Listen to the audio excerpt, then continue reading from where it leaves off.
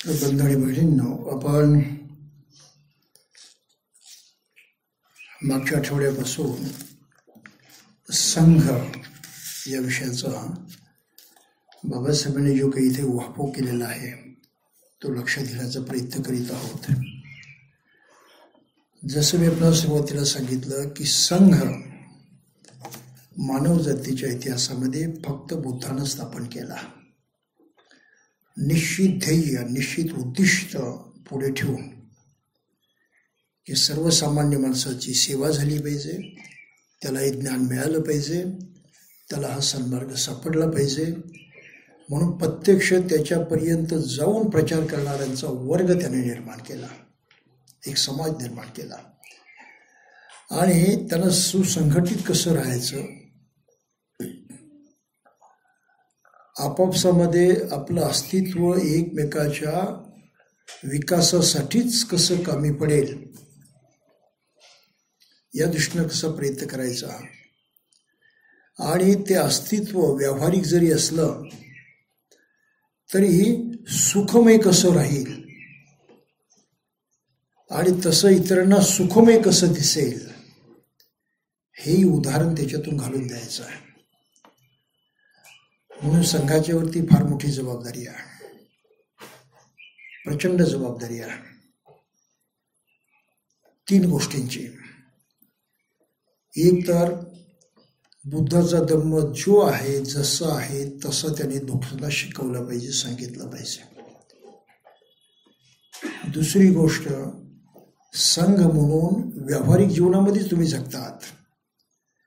इतरही माणसं व्यावहारिक जीवनच जगतात. कुटुंबही समाज आहे, नातेवाईकांचा गटही समाज आहे, अनेक लोकांची मिळून वस्तीही समाज आहे, गावही समाज आहे, शहरही समाज आहे, देशही समाजच आहे. म्हणून समाजाच्या ह्या निराळ्या अवस्था आहे, तर त्या अवस्थेमध्ये माणसं जगतात सारीच. परंतु त्या साऱ्यांचा समाज हा योग्य असं म्हणता येणार नाही, त्या माणसाच्या कामी पडणार आहे, त्याच्या फायद्याचा असे म्हणता येणार नाही. व्यावहारिकदृष्ट्या काही फायदे आपोआप होतात, तो सहअस्तित्वाचा एक प्रभाव असतो किंवा गरज असते म्हणून. परंतु सारे समाज एकमेकाच्या सुखाची काळजी घेतात, त्यांच्या विकासाला सहाय्य करतात आणि त्याबरोबर आपलंही सुख आणि विकास साधतात असं अजिबात म्हणता येत नाही. उलट सामाजिक जीवन वेगळ्या पद्धतीचं असतं. ताणतणाव असतो, विरोध असतो, एकमेकाच्याबद्दल ईर्ष्या असते, द्वेष असतो, मत्सर असतो. अशा अनेक प्रकारच्या जाणते अजाणतेपणे माणसाच्या प्रत्यक्ष जीवनाला आणि सामाजिक जीवनाला हानी पोचवणाऱ्या गोष्टी समाजामध्ये होत असतात. म्हणून समाजाचं अस्तित्व सुखमय कसं असेल याचा आदर्श नमुना संघानं घालून द्यायचं असतं. म्हणून ही दुसरी जबाबदारी संघावरती आहे. आणि तिसरी जबाबदारी आहे की ज्या आदर्शाचा पाठपुरावा करण्यासाठी तुम्ही संघात आलेला आहे, त्या आदर्शाचा पाठपुरावा करीत करीत तो आदर्श तुम्ही त्यांना शिकवला पाहिजे, त्याच्यामुळे उदाहरण घालून दिलं पाहिजे. तशा 3 प्रकारची जबाबदारी संघाची आहे. आणि त्या संघामध्ये प्रत्येक दाखल झालेल्या प्रत्येक भिक्षूला ही जबाबदारी ओळखावी लागते आणि त्याप्रमाणे प्रयत्न करावा लागतो. ऑटोमॅटिक घडत नाही, शिकावं लागतं, जाणावं लागतं, समजावं लागतं.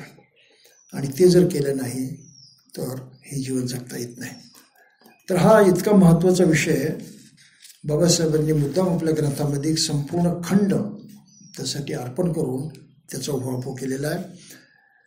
त्यामध्ये मागे आपण बघितलो की बाबासाहेबांनी म्हटलं आहे की बुद्धानं प्राचीन परिवाचकांचा संघ नसे, बुद्धानं तो स्थापन केला प्रथमतः.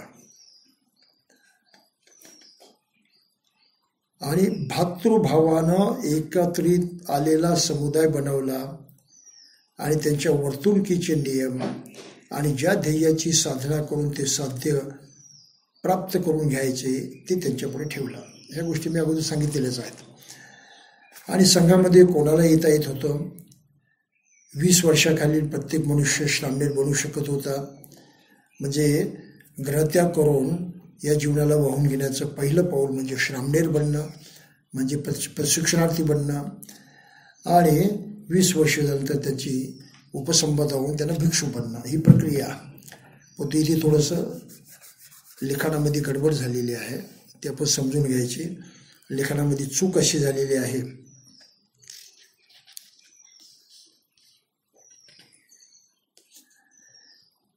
श्रामणेरला कोणत्याही काळी संघ सोडून उपासक बनता येत असे.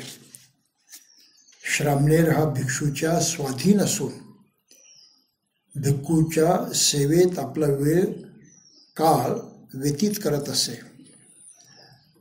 त्याने परिव्रज्या घेतलेली नसे. हे वाक्य चुकीचं आहे. परिव्रज्या घेणं म्हणजे ग्रहत्याग करणं, अगोदर बाबासाहेबांनी ते म्हटलेलं आहे, पण इथे मात्र शब्दप्रयोग चुकलेला आहे. मग ही चूक टायपिस्टची असेल,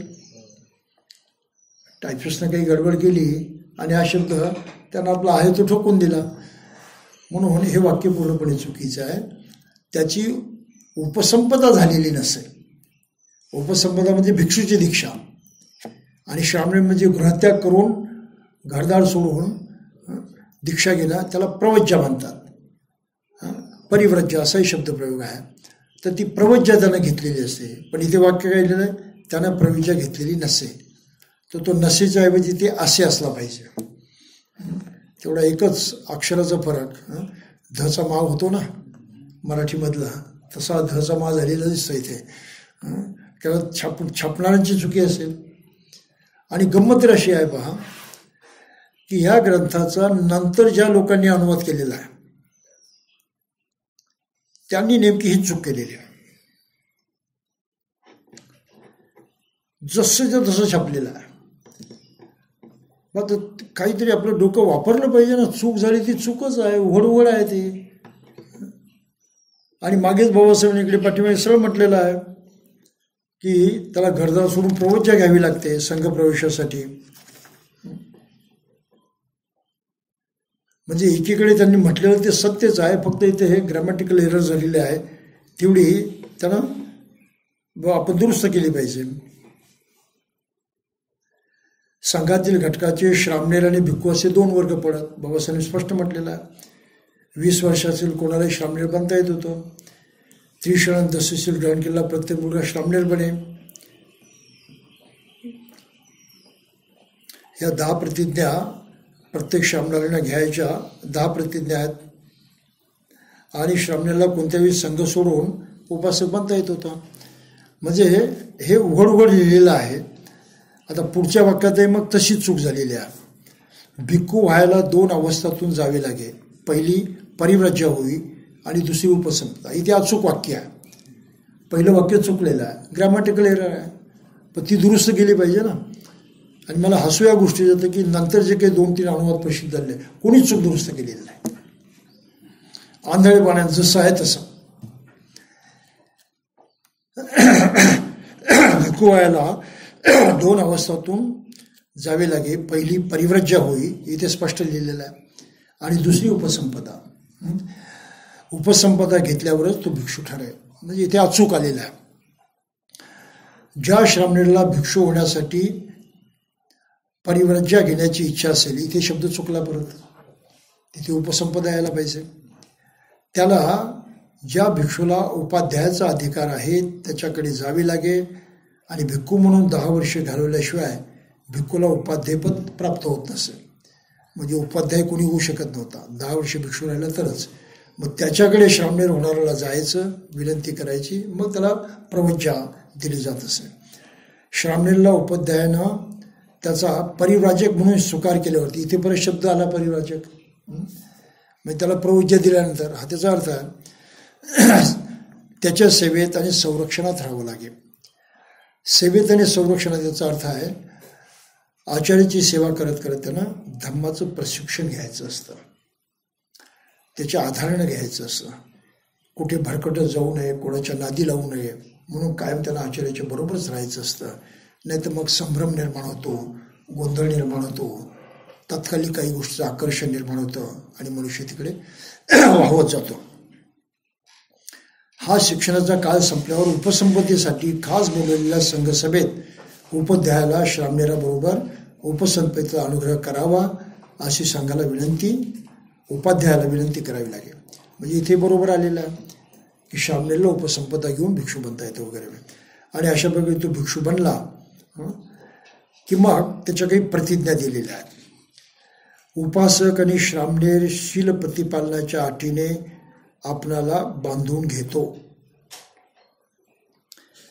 भिक्खू शील ग्रहण करतो ते व्रत म्हणून शीलव्रताचे उल्लंघन करणार नाही अशी प्रतिज्ञा करावी लागते. उल्लंघन झाल्यास तो शिक्षेला पात्र ठरतो. उपासकाला प्रतिज्ञा करावी लागत नाही. भिक्खू ब्रह्मचर्याची प्रतिज्ञा करतो. भिक्खू चोरी न करण्याची प्रतिज्ञा करतो. भिक्खू वृथावल्गना न करण्याची प्रतिज्ञा करतो. भिक्खू जीवहत्या न करण्याची प्रतिज्ञा करतो. नियम ज्यांची अनुज्ञा देत नाही त्या वस्तू जवळ न बाळगण्याची भिक्खू प्रतिज्ञा करतो. भिक्खूला 8 वस्तू बाळगण्याची परवानगी आहे. शरीर आच्छादनासाठी 3 चिवर, त्यामध्ये अंतर्वासक म्हणजे आतमधली लुंगी, अंगावर घालायचे उत्तरासंग ज्याला चिवर म्हणतात, आणि थंडी वाऱ्यापासून रक्षण करण्यासाठी संघाटी एक वस्त्र, ते चिवरा इतकंच मोठं असतं. तर अशा 3 गोष्टी म्हणजे त्रिचिवर.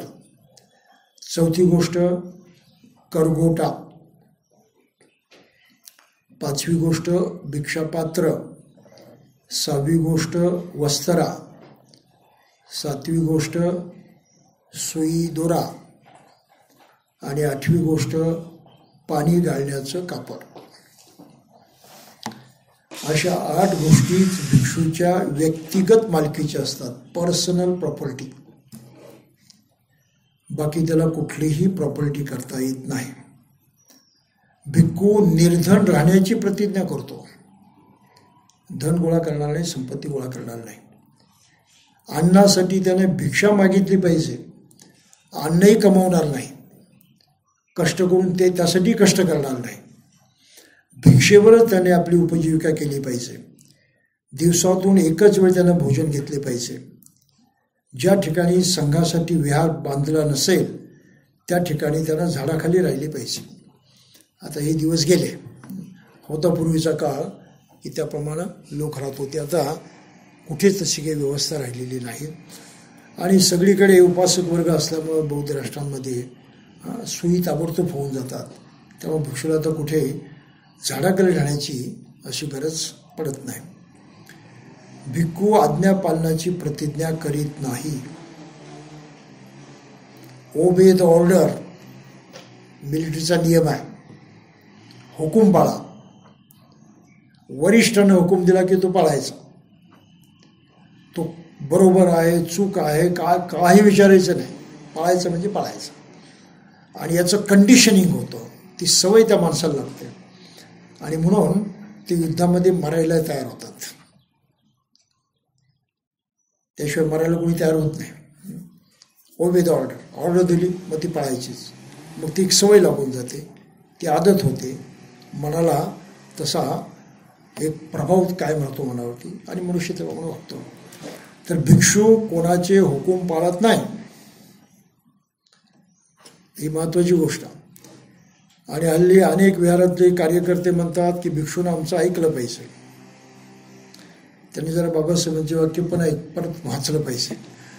भिक्षू तुमचं ऐकणार नाही, तो हुकूम पाळणार नाही. विचार विमर्श करून जे योग्य आहे ते स्वीकारेल, खात्री करून जे योग्य आहे ते स्वीकारेल. पण हुकूम दिला असं करा म्हणून ते पाळायचे नाही. आणि खुद्द बुद्धानं कोणाला हुकूम दिला नाही. गंमत तर ही आहे, बुद्धानं आपला धम्म दिलेला आहे, देसेथ दिलेला आहे, आज्ञा केलेली नाही, हुकूम केलेला नाही.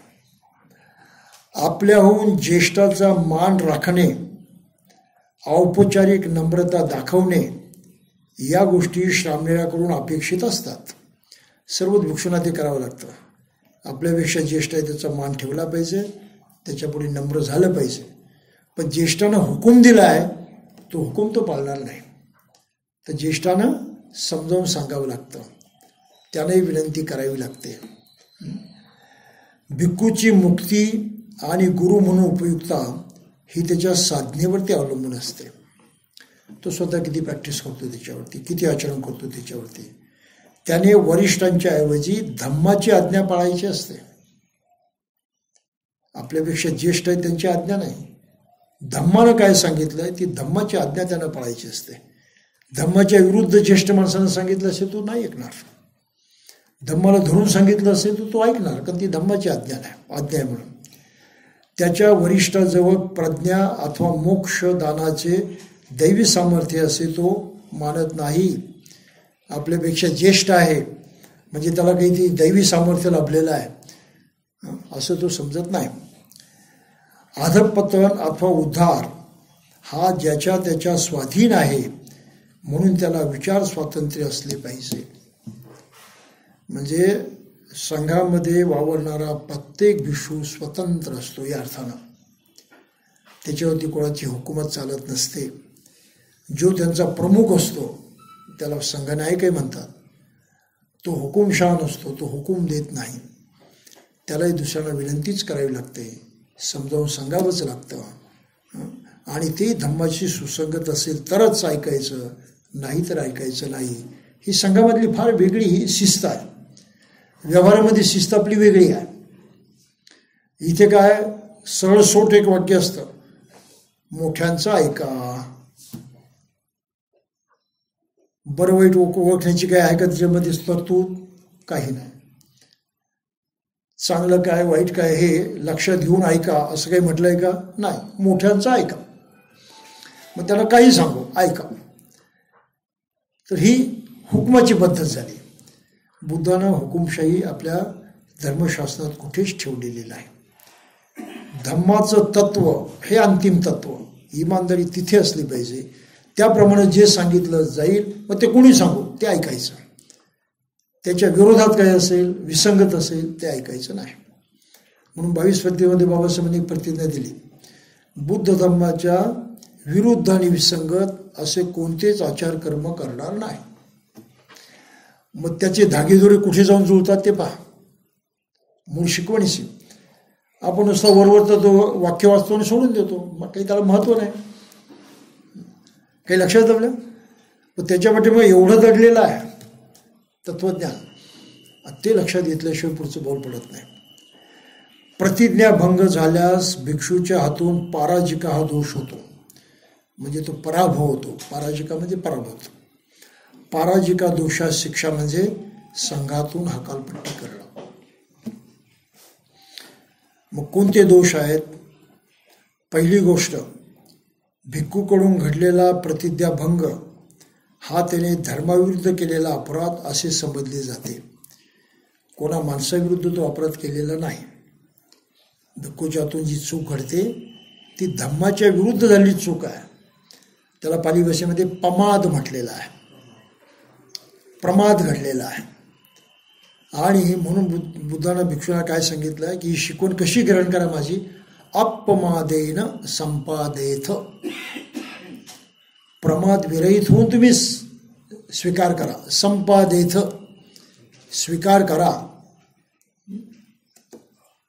पाळा माना असं नाही म्हटलेलं आहे. तुम्ही स्वीकारा. केला तर तुम्ही आचरण कराल. मग जे असे काही आचरण आहे की ज्यामुळं भिक्खूला संघातून काढून टाकलं जातं की तो संघाचा मेंबर राहत नाही. या अपराधाशिवाय भिक्षूच्या बाबतीत इतरही काही अपराध मानले जातात. त्यांना संघादिसेस म्हटलं जातं. म्हणजे संघाच्या आचरण पद्धतीच्या विरोधात घडलेला आहे, अपराध घडलेला आहे आणि त्या अपराधावरती संघ शिक्षा देतो. संघाला तो अधिकार असतो. भिक्षूला संघादिसेस नावाचा अपराध झाला तर शिक्षा देण्याचा. विनयपत्रात अशा 13 अपराधांची यादी आढळते. त्याला संघादिसेस असं म्हणतात. आणि ते पराजिकासारखे आहेत हे वाक्य चुकलेलं आहे. संघादिसेस हे पराजिकासारखे नाहीत. पराजिका वेगळे आहेत आणि 13 संघादिसेस हे वेगळे आहेत. ते हे एक वाक्य चुकलेले आहेत.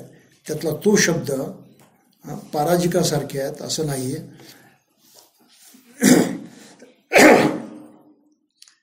भिक्खू आणि प्रतिबंध, संघादिसेस आणि पराजिका यांच्याशिवाय भिक्खूला काही प्रतिबंध अथवा नियम पाळावे लागतात. गृहस्थासारखा भिक्खू वाटेल ते करू शकत नाही. गृहस्थ वाटेल ते करू शकतो, भिक्षूला तो अधिकार नाही. यापैकी एक प्रतिबंध प्राणीला निस्सग्गीय पाचित्ती अशी संस्था आहे. एक वर्ग आहे त्याच्यामध्ये 30 निस्सग्गीय पाचित्ती आहे. पाचित्य म्हणजे पश्चाताप व्यक्त करणं. आपल्याला तो अपराध व्यक्त झाला आहे, पश्चाताप त्यानं व्यक्त केला पाहिजे. आणि जी वस्तू घेतल्यानं, जे काही प्राप्त केल्यानं तो अपराध घडलेला आहे, ती वस्तू त्यानं सोडून दिली पाहिजे. म्हणून त्याला निस्सग्गीय सोडून द्यायची आणि पश्चाताप व्यक्त करायचा. आणि मग शिवाय दुसरे नुसतेच पाचित्य आहेत, ते 60 आहेत. तर आपल्याला तो अपराध घडला तो कबूल करायचा संघाकडे आणि क्षमा मागायचे, हे त्यानं केलंच पाहिजे. तर त्याला निस्सग्गीय पाचित्य आणि नुसतं पाचित्य असे नियम आहेत. ते हे प्रतिबंध चिवर, लोकरीचा बिछाना, भिक्षापात्र, औषधी यांच्या स्वीकृती अस्वीकृती संबंधी आहेत. बऱ्याच लहान मोठ्या गोष्टी आहेत, त्या भिक्खू संघामध्ये त्याचा अभ्यास केला जातो. काही प्रतिबंध सुवर्ण आणि रौप्याचं दान घेणे न घेणे याच्याशी संबंधित आहेत. काही जरी झालं तरी भिक्षूनं सोन्याचं दान घ्यायचं नाही, चांदीचं दान घ्यायचं नाही, हिरे माणकं जे आहेत अशा संपत्तीचं दान घ्यायचं नाही. ते स्वीकारण्याला त्याला बंदी आहे. आणि तसा एक शिलाचा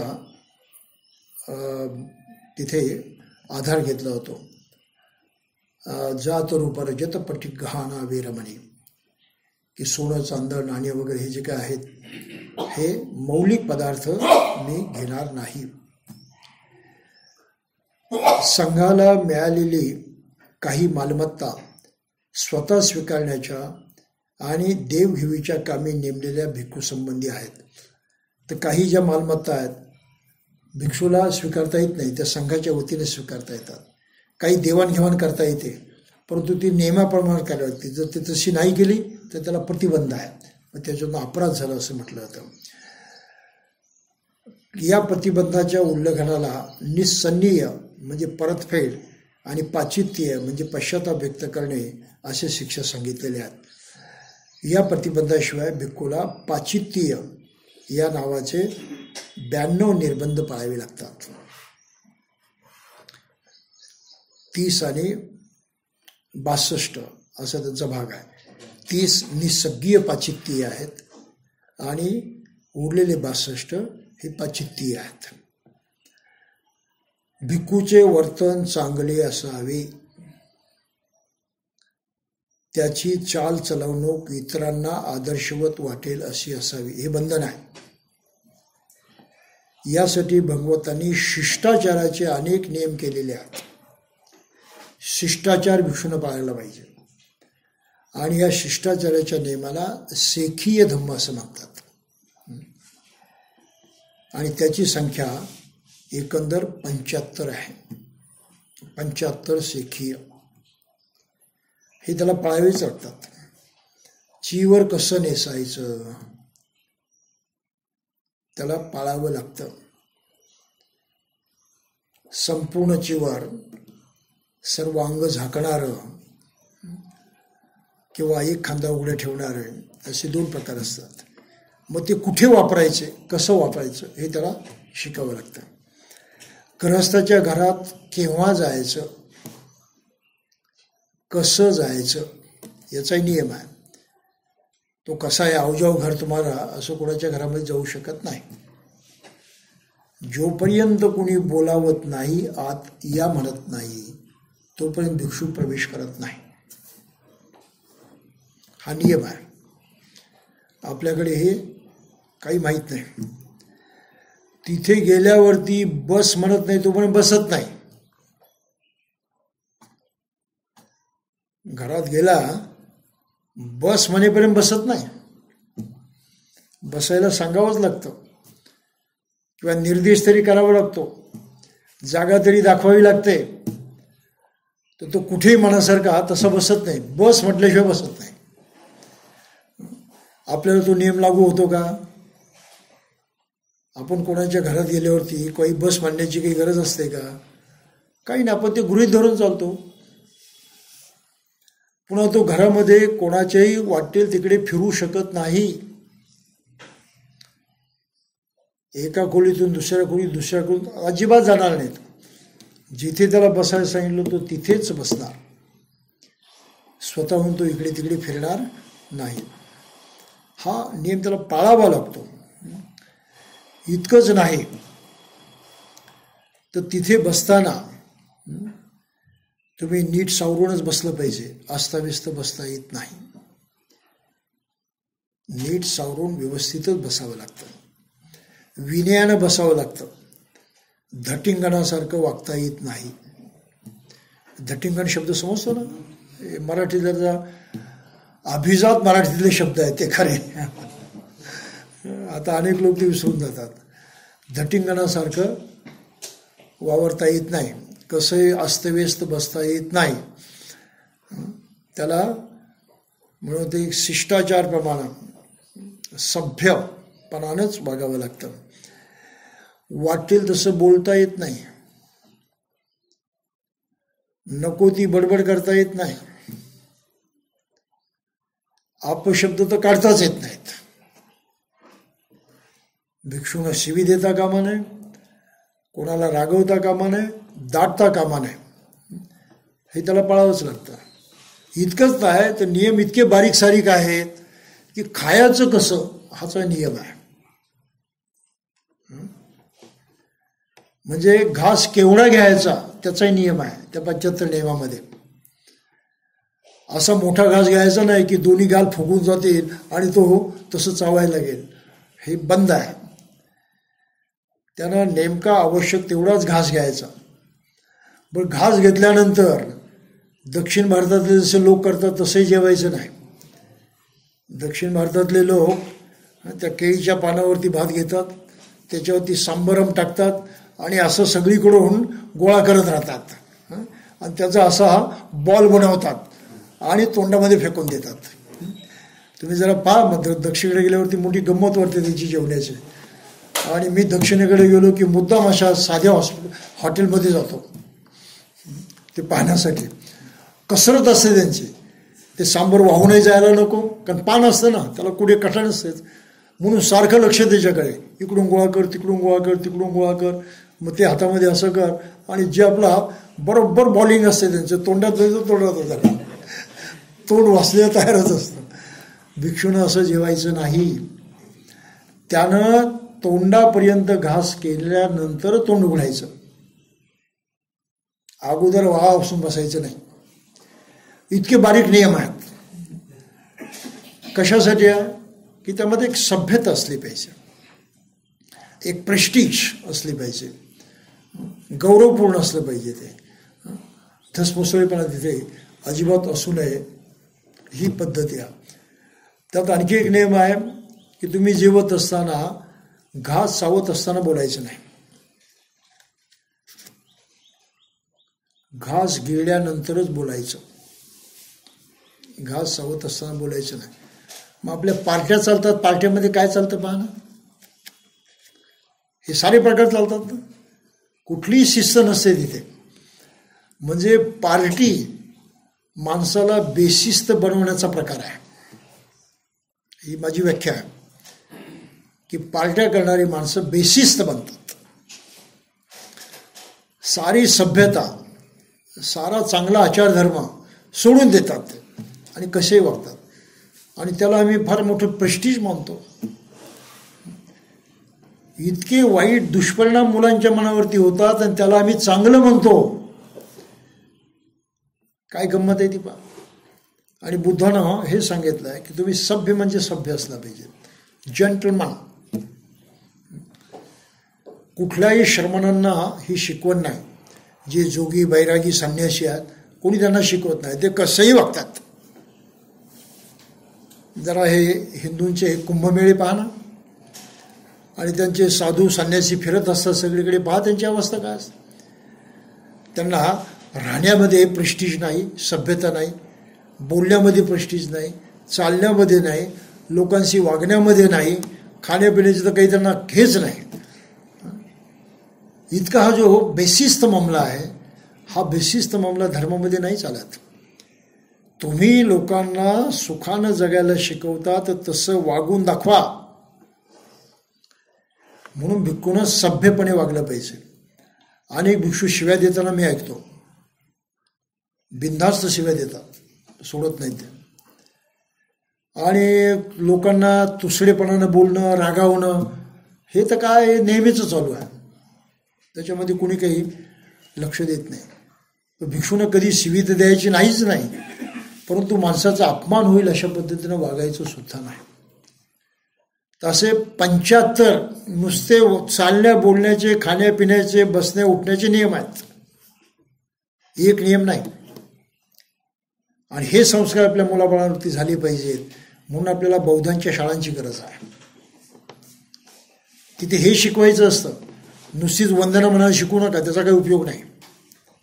मी काय म्हणतो लक्षात येतं, जे आचार नियम आहेत, सभ्यता आहे, ही सभ्यता मुलांच्या अंगामध्ये बसेल असा प्रयत्न केला पाहिजे.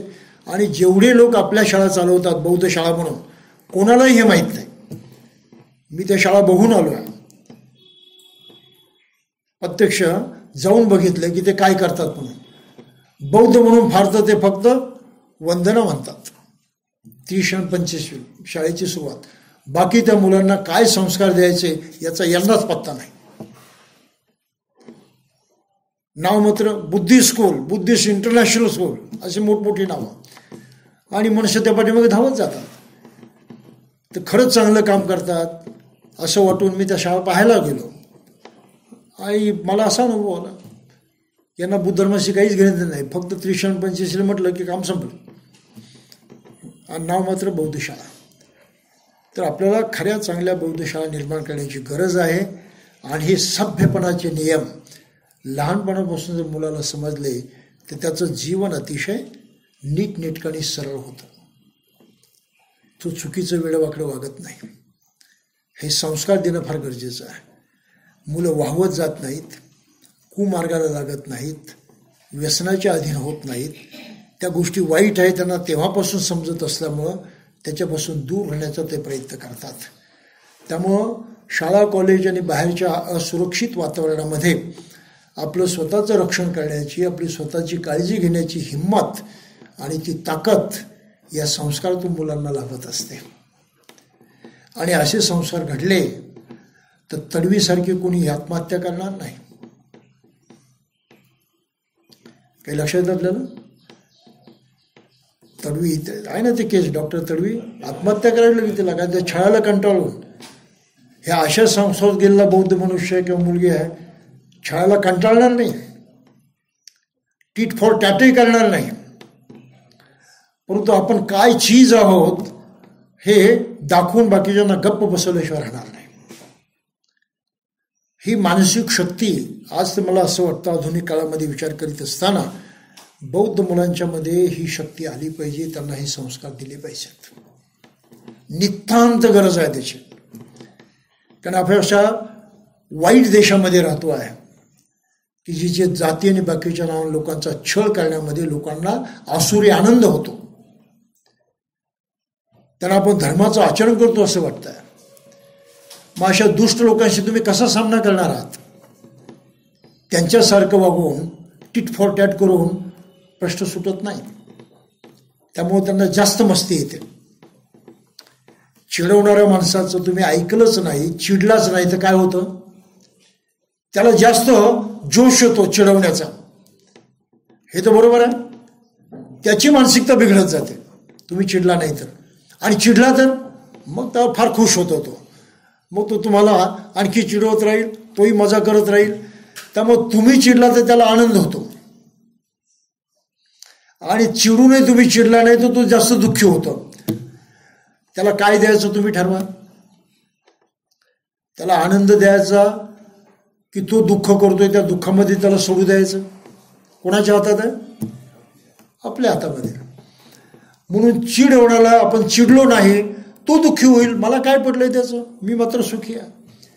तर हे अतिशय खास आणि नाजूक संस्कार मुलांच्यावरती घडले पाहिजेत. आणि त्यासाठी त्यांच्यापुढे वावरणारा भिक्षू किमान या नियमाप्रमाणे जगणारा पाहिजे. मनावरतीच्या बिंबलं पाहिजे की हा मनुष्य वागतो तसं मी वागेल. त्या वागण्यामध्ये शहाणपण आहे, ते वागणं योग्य आहे, ते आपल्या कामाचं आहे, आपल्या फायद्याचं आहे.